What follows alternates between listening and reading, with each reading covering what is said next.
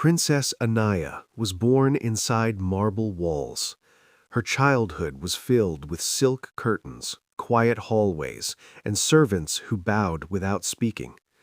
From her palace balcony, she could see the distant villages, tiny homes scattered across dry land.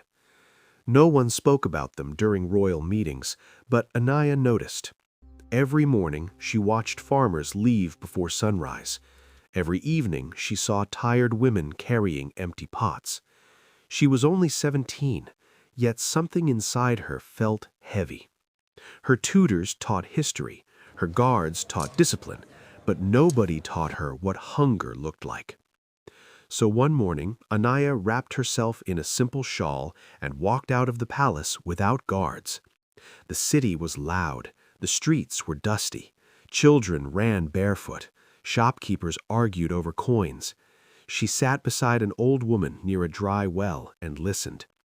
"I walk 3 miles for water," the woman said quietly. Anaya had no answer. That day, she visited small huts, broken schools, and empty fields. She didn't introduce herself as a princess, she introduced herself as a learner, and she learned everything.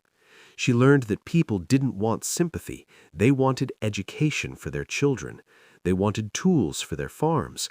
They wanted dignity. That evening, Anaya returned to the palace, but she was no longer the same girl. She sold her jewelry to open village classrooms. She invited teachers instead of musicians. She convinced her father to build canals instead of hosting festivals. Slowly, schools replaced abandoned huts. Children learned to read. Farmers learned modern farming. Anaya planted trees with her own hands.